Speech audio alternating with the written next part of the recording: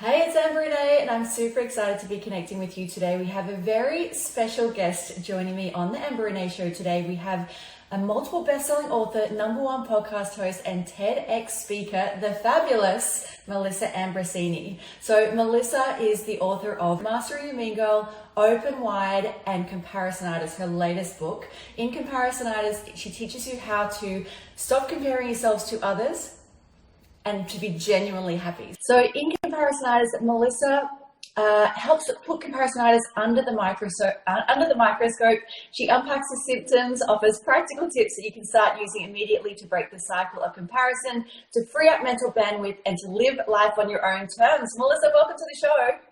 Hello, my darling. So good to see you. I haven't seen that face in so long. How are you? I'm very good. Very good. How are you doing? Very well, thank you. I want to congratulate you on this book. What an incredible book, and so timely considering life. I feel like everyone is just so deep in comparisonitis right now thanks to COVID. So I'd love to hear what was your intention when you first started the book? Because I know that you said you had a different book that you had written and then you decided this was the way to go. So please tell us about that journey. Yeah, so there was a couple of reasons why I wanted this to be the next book. And one of the main ones was my own struggle with comparisonitis. As I share in the book, one of the stories at the very start of the book is where I'm sitting on the toilet, scrolling on social media and comparing myself to a New York Times best-selling author, and I started feeling really crappy about myself. And I sat there for about 20 minutes just wasting my time, and then got up, came upstairs and opened my email, and there was an email from a girl called Kathy. And in that email, she shared with me how much my work has inspired her and my other books and my events and things like that. And she was sharing with me that she was writing her first book and she couldn't stop comparing herself to me. And I had this realization that in that exact moment, I was comparing myself to this New York Times bestseller and she was comparing herself to me. And I realized that we're all just comparing ourselves to everyone else. And social media is an incredible tool. Like I love using it for business and for connecting with people. And it can also be a very unhealthy tool if we aren't using it in the way that it's going to inspire us. So that's kind of why I wanted to write the book. And, I grew up in an industry. I used to be a professional dancer and actress and TV presenter, and comparison was part of the course. It just is, casting directors would line you up and openly compare you to the next person. And, it really did eat away at my soul, even though no matter how strong I was in those moments and I walked out of the room and I would say, it just wasn't for me. They wanted a blonde or they wanted someone with blue eyes. It does eat away at you. And so that's another reason why I wanted to write this book. I wanted to share about my own struggles with comparison and how I've been able to move through it. And that's what I love about this book and all of your books, Melissa. You share so vulnerably about your own journey. You really pull back the curtain and let us know what it feels like and the journey that you've overcome and what you actually did to overcome it. The other thing that I really love about this book, and again, about all of your books, is that it's so practical. It really offers down-to-earth, practical framework. So I'm going to share a couple of them that I just thought were so brilliant and so necessary. So you talk about the ultimate comparisonitis quiz, which is a really actionable diagnostic tool to help you understand how deep you are. That's where you sort of start the journey off, is a real understanding of where you are in this comparisonitis. And then some of the other techniques that I thought were just so powerful were the CAST technique and the ACEs technique. Really brilliant frameworks to let you know this is where you are and this is what you want to do to get yourself out of comparisonitis. So how did you come up with these techniques? Is this something you've done within yourself, or what was your journey there? Absolutely. They are what I use and what I still use to this day. That's the thing, we want tools. You can read so many self-help and personal development books. And if you aren't getting tools to actually take into your everyday life and to implement into your everyday life, then you're kind of just reading a book and you put it down and you haven't got anything to walk away with. And that's not what I want my books to be like. I want my books to give you tools and tips and techniques that you can implement into your everyday life to really help you and support you. Because I know for me, the CAST technique and the ACEs technique have changed my life. Absolutely changed my life. And they are incredible tools that anyone can use. You want to run us through the ACEs technique, Melissa? Yeah, sure. So it's an acronym, and the first letter A stands for awareness. So for any sort of transformation, we need to become aware of what is actually going on. Where are we comparing ourselves, and what are our triggers? Are we comparing our body image? Are we comparing our relationship? Are we comparing our parenting? Are we comparing our career? They're like the 4 biggest areas. So work out where you are currently comparing and what triggers you to compare. Is it social media? Is it a friend? Is it movies, magazines, whatever it is? So that's the first step, awareness. Okay. Do you think that we have we are triggered with comparisonitis in areas that we feel shame or vulnerability? Is that where you think it comes from? You know what? It could be shame. It could be vulnerability. It could be some past trauma. It could be anything. It could be anything. For me, body image was such a big area.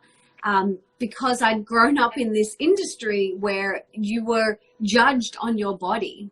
And so that was a really big one for me. So, and then on social media, that was a really big trigger. So work out for you what area you compare yourself and where. So where is it? Is it social media? Is it a friend? What is it? So that's the first step. The next letter, C, stands for choosing a different path. So instead, when you find yourself comparing yourself to someone else, instead of going down that path of I'm not good enough, that person has this, and this, and I don't, we want to choose a different path. We want to walk down a different path. And that different path is to see that person and be inspired and motivated by them instead. So look at them and look at the body or the career or the relationship or the family that they have, and be inspired by what they have. And maybe even ask them, how did you create that? How did you do that? Because I am so inspired by you and your work, and I would love to know. People are flattered when you reach out to them. So instead of going down the comparison spiral, the unhealthy, toxic comparison spiral of I'm not good enough and all of that, we want to choose a different path, and we want to be inspired by that person. Because what you see in that other person, you actually have within yourself. And if you couldn't see it, you wouldn't have that within you. So whatever you see in other people, you have within you. Love that. So powerful, Melissa. Beautiful. And the E? The E stands for eliminate. So what we want to do, sometimes when we're really suffering from comparisonitis, and we know our trigger, say, is social media or a particular person, we want to eliminate that trigger as much as we can, just while we heal within ourselves. You don't have to as well, but if that feels true for you to remove yourself from social media, take a little social media detox. If you want to, then go for it. It's almost like, if you scratch yourself or you cut yourself, you don't want to keep picking that scab. You want to let it heal. And that's what we want to do. We want to maybe eliminate the social media. If you can't eliminate it, maybe you want to exit the situation. So say you're around a table and you've just broken up with your partner and all of your friends are talking about their very happy, successful relationships. That might be a trigger for you. And this isn't about spiritually bypassing. This is simply about allowing yourself to breathe and heal. You might want to exit the situation. You might want to just go for a walk. You might want to go to the bathroom or something like that. And if you can't do that, say it's you and one of your best friends has just told you that they're pregnant and you've been trying to conceive for 5 years, and you can't exit and you can't eliminate, maybe you just want to exhale, which is exactly what happened to me when one of my best friends told me she was pregnant after we were calling in our beautiful soul baby for 18 months. And, it was like, oh my goodness, such a heavy weight on my chest. I just took a deep breath and I just reminded myself that everything's unfolding the way it's supposed to. So that's the third step: eliminate, exit, or exhale. And then the fourth one, S, stands for shifting your state. So I know you're a fan of Tony Robbins. He talks about changing your state. Shifting your state is a very similar thing. One of the quickest ways to raise your energy, to raise your vibration, is to shift your energy. So shaking it out, if you find yourself comparing yourself, jump up and down, shake your body, dive in the ocean, wash your face. Like for me, even just getting outside and taking in 3 deep breaths instantly transforms my energy from that toxic comparison into, gratitude or inspiration. So that's the 4-step ACEs technique that I have done for years and that I still do. And you've explained it so beautifully there, but also in the book, you've given some brilliant examples, some more examples about what people can actually do to shift their vibration, to change, where they are right now. So I just love how practical it is. So great job on all of that. Now, one of the questions that one of our fans sent through earlier, Saffron Learning, has asked, how do you draw a line between following trends and comparing yourself to others? Oh, and is this, I'm presuming, is this in terms of fashion trends? I think probably more so just in terms of like looking at what people are doing, and then how do you not get engulfed by, everyone seems to be doing that right now. Like let's say the TikTok dancing trend. How do you look at what's going on and not take it on board as I should be doing this, or I'm not good enough, I'm not doing that. Yes, this is a big one. And, we didn't grow up with social media, like, oh my goodness, it's, and it's an incredible tool. And we need to be mindful of it. We need to use it for the better, for good. And if you're kind of scrolling social media and you're feeling, oh my gosh, everyone is doing this, everyone. And I just want to the first thing I want to say is be mindful of the word everyone. Like these statements of like always, never, everyone. Like really, is it everyone? No, it's not everyone. Is it always? Not really. Is it never? No. So my husband and I pick each other up on this we do this often. I was going to say all the time, but no, it's not all the time. But we do this often. We will catch each other saying always and never and things like that. So be mindful of your language. And if you do find yourself looking at people on social media and thinking they're all doing this and I'm not good enough, if it's something that is true for you, say they're doing these amazing TikTok dances and you want to do it and it's true for you, see it as inspiration and get inspiration from them. But if it's not actually true for you, like reels, reels, how popular are reels now? Yeah. I don't even know how to do a reel. Like I have no idea. And I know that they're amazing. I know that you can create such epic content. I know that they are really helpful for a lot of people. And I'm inspired by all these people that are doing them. But right now in my life, I don't want to make a reel. Like that's the truth. Like I don't want to do it. I've just had a baby and that is my focus. But, you can see and use other people as inspiration and motivation, and always tune back into yourself and say, well, these things that other people are doing, is it actually true for me to do that anyway? And if the answer is yes, then use it as inspiration. If the answer is no, then move on. It can be so tricky to go from comparisonitis to inspiration, but I love your point of view on that, is that if you're seeing that in your existence, then it's available to you and you can call it in, just like you called in your beautiful baby. So congratulations on her. I also probably one of my favorite parts of the book, because it's so near and dear to my heart, was you spoke briefly about how to feel your feelings. And again, you gave us a really practical flow chart that diagnosed, are you numbing your feelings? Are you avoiding your feelings? Or are you actually feeling your feelings?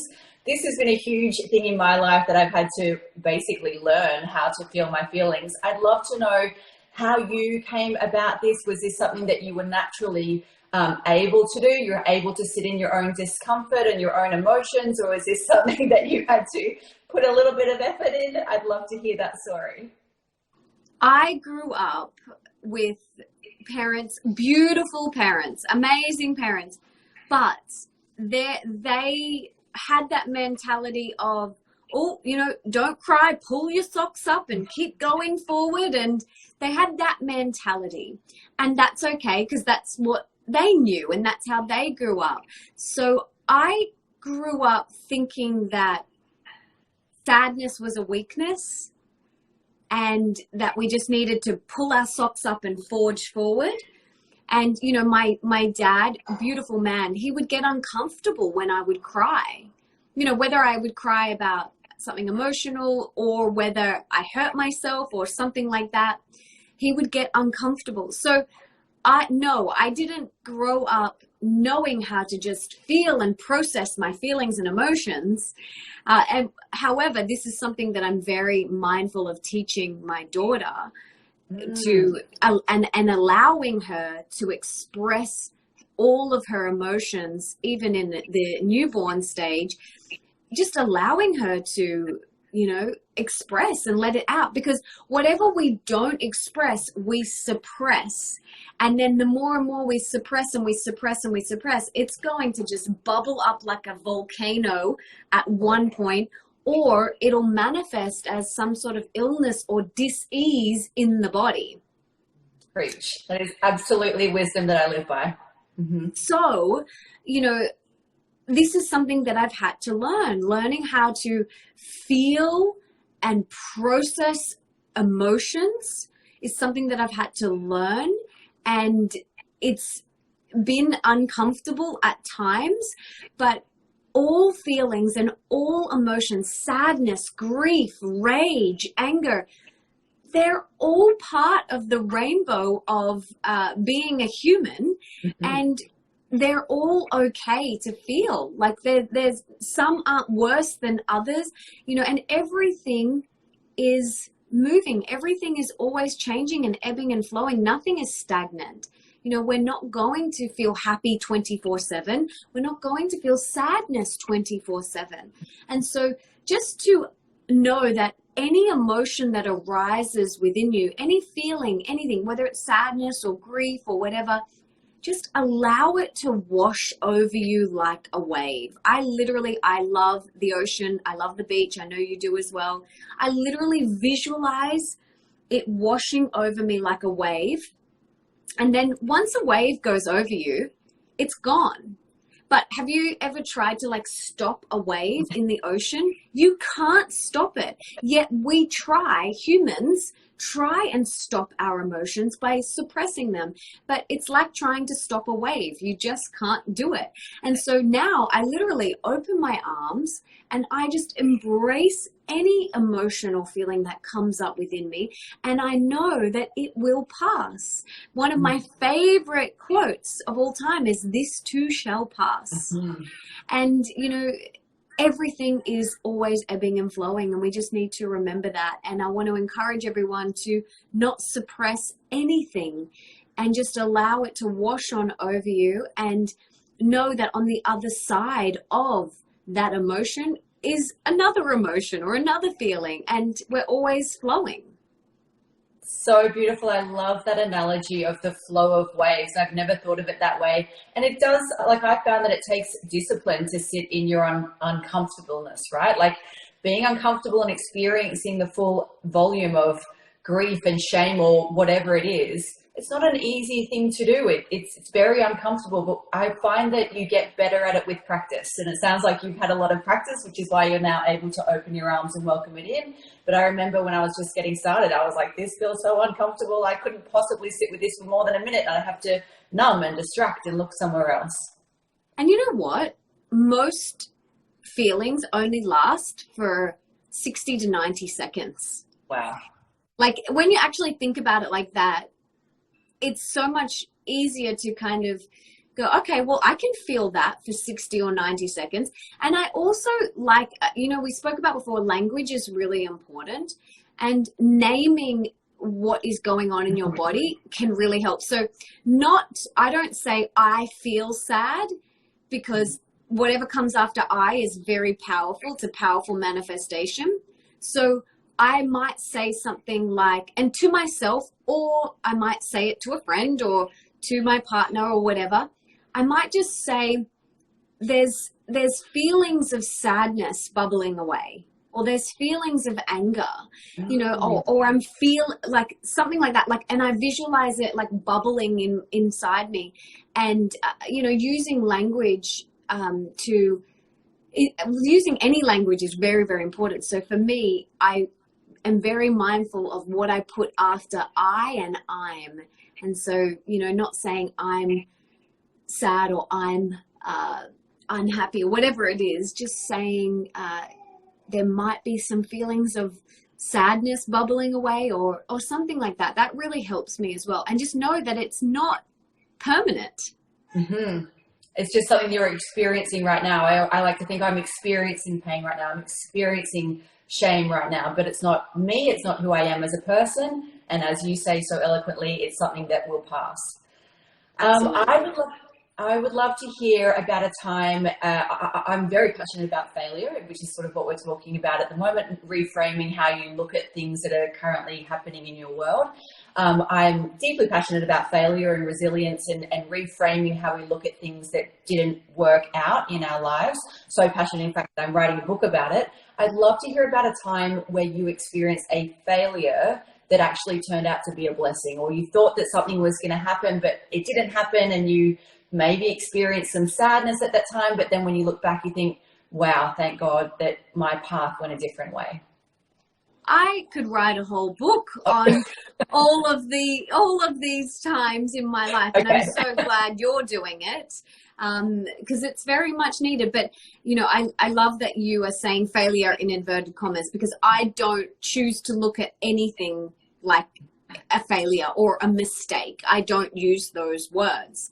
For me personally, I see everything as an opportunity for growth and exploration and an opportunity to evolve. The first one that came to me is probably the most recent, which was consciously conceiving for 18 months. I thought I had, quote unquote, failed. I thought my body had failed. Oh my God. Like, because so many people around me were getting pregnant first time they tried. Exactly. So, I had moments of my inner mean girl being so horrible to me and saying, you failed and something's wrong with your body. What's wrong with your body? All of these things. And now, like, with hindsight and with a lot of inner work during that 18 months, I realized that it was very much a spiritual journey for me, conceiving. I did all the tests and my body was perfect. And same with my husband's body, perfect, peak health, actually, both of us.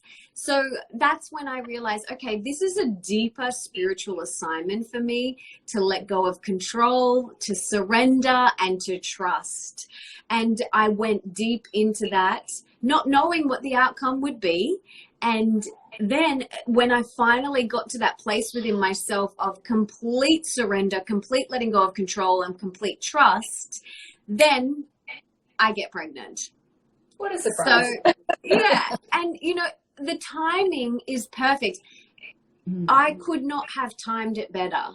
18 months before that, it wasn't now looking back, you can kind of, with hindsight, you can look back and go, it needed to happen that way, because now is the perfect time. Oh, I'm getting goosebumps. Oh my gosh, that's so incredible.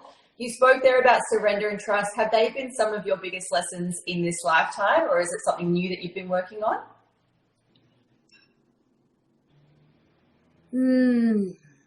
I think control. Control, you said. Yeah. Control, yes.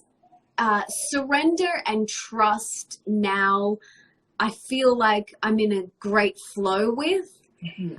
But letting go of control has been a big one for me, because I'm a type A. I love things to go this way. I love organization. So that's been a big one for me. And it was in the conceiving journey as well. One of the questions I was going to ask you is what's something you've learned about yourself in the past 12 months, but I think that's it, right? You've learned that how to surrender control to the universe and just to deepen the trust, would you say? Absolutely. And remember that everything is always unfolding exactly the way that it is supposed to. And in the moment, we may not know why, but with hindsight, you will look back and go, that's why. And I truly do trust that now, that everything's always unfolding the way it's supposed to. I believe that, and it's easier for me to believe that when I'm in a good place. I was not in a good place like a couple of months ago. I found myself, nothing was in flow. I wasn't trusting anyone. And I know that everything happens in the perfect time, but even in my own experience, I was going, this isn't how it's supposed to be. And I was fighting against it and battling against it and, not in a great place. So I think it's interesting that, as you were saying earlier, I think life ebbs and flows. Sometimes you're going to get back to that place, which is just an opportunity to remind yourself that, hey, you're supposed to trust in the universe. Hey, all these things that you've known for 10, 20, 30 years, that everything works out perfectly. You always have hindsight, that it always goes the way you want it to go. But when you're in that funk, which I was in, I find it difficult to remind yourself of that beauty and that wisdom. Do you have any little tools for us when we're in that place? Write it on a Post-it note and stick it on your bathroom mirror. Write everything is unfolding exactly the way it's supposed to. That really helps me. I literally write it on a Post-it note and stick it on the bathroom mirror. I will have people around me. I will ask them if they can help remind me. I might ask my husband or, a best friend to just, this is what I'm experiencing right now. Would you mind helping remind me? My husband's great for that. And then even putting reminders in your phone. Put a reminder in your phone to go off at 1:00 every day that says everything is unfolding exactly the way it's supposed to.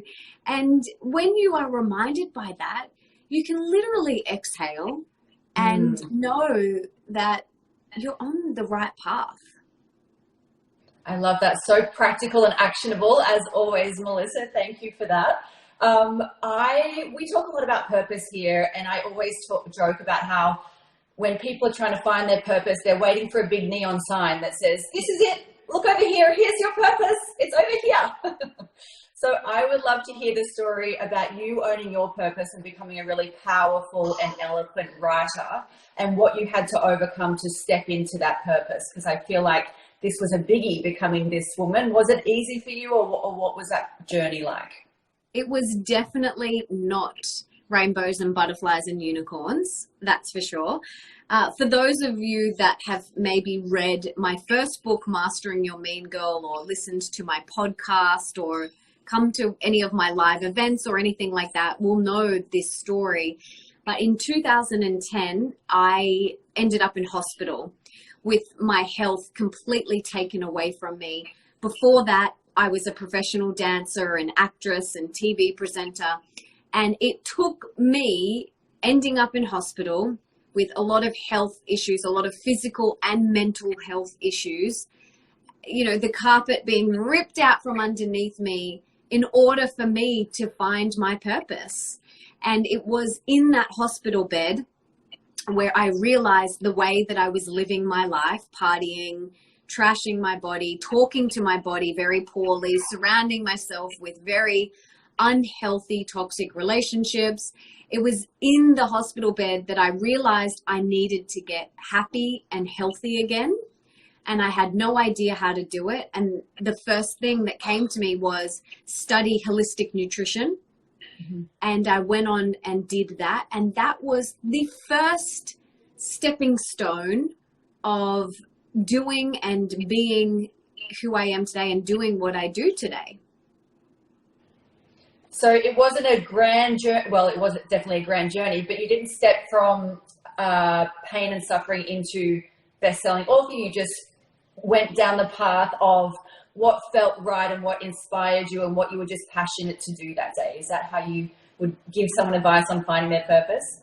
Absolutely. Like what happened for me. So this was 10 years ago, 10 years ago now, like 2010. Oh no, more than that now. And, I just kept putting one foot in front of the other. So I went on and studied holistic nutrition and began sharing what I was realizing and learning and all of my body image struggles and things like that on this thing called a blog back then. That was very Yes. new age.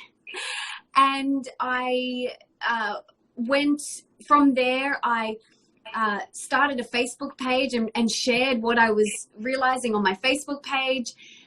People would stop me in the street and say, your blog post on this has helped me so much. I went on to run some events. I started, being booked to be a motivational speaker and began creating ebooks and e-courses. And being booked as a speaker, like I said, and it wasn't until, I met my husband and he said, have you seen your Google Analytics? And I was like, Google what? Like, Yeah. yeah, I was like, what? And he's like, babe, do you realize how many people are reading your work? Oh. And I didn't realize because I was just sharing what I was learning. I went and studied life coaching and yoga teacher training and meditation teacher training and acuenergetics, which is energy healing work. And I literally devoured every personal development book that I could get my hands on. I went to every personal development seminar and workshop that came to Australia and started, I wrote my first book, Mastering Your Mean Girl, and started my podcast and then wrote Open Wide, and then wrote Purposefull, and then wrote Comparisonitis, and honestly, and did a TED Talk. And this has been over the last 11 years, and it's literally just about putting one foot in front of the other. And anyone out there who doesn't know what their purpose is in life, I just want you to know that anyone can live their purpose. Everyone is here to live our purpose. We all are. And I'm no more special than anyone else. I just happened to have a life experience that propelled me into doing what I love. And it was a washing machine. It wasn't rainbows and butterflies. And I kept on putting one foot in front of the other, and I kept on trusting. And how I live my life and run my business now is fully based on intuition. Everything that I do, it's either I tune in with myself and I ask myself, is this a hell yeah? And if it's a hell yeah, a full body hell yeah, then I do it. And if it's a no, then I don't do it. That's how I live my life, and that's how I stay on purpose. Any opportunity that comes to me, a speaking gig or a tour or whatever it is, I ask myself, is this aligned to my purpose? And is it a full body hell yeah? And if it is, then I do it. And if it's not, I don't do it. So trust that, you are on your right path. Keep putting one foot in front of the other and do what lights you up. Don't look left and right and compare yourself to anybody else. Just do what lights you up and do what you would do for free. If you would speak for free or write for free, do those things. Follow that, because that's a good indicator of something that you're really passionate about. Excellent advice there, Melissa. I always say follow your bliss and do the thing that you would do for free, which is what you were clearly doing. You didn't even know about your Google Analytics until Nick said, hey, babe. So you were just passionate about it. You were putting out work and you were sharing your knowledge. You were sharing what you were learning with people. And that's literally what I teach as well. This is how you find your purpose. You go and do the thing that you're so passionate about that you give to the world for free, which is what you were doing. So I love that. We're going to wrap things up. I just want to ask one more question. What's one thing that you're really excited about for now? Oh my gosh. I don't know if you can hear my daughter downstairs. Can you hear her? Only a little. Is that what it is? Yeah, I am so excited about her. She is laughing and smiling, and every little thing that she does, every new sound, every new, she just started picking things up. It's just, I'm so excited about everything that she does at the moment. It's really beautiful. And I'm excited about this book getting into everyone's hands. It's been very well received, and I'm excited about my podcast as well. So there's so many things to be excited about. Are you able to share your daughter's name with us?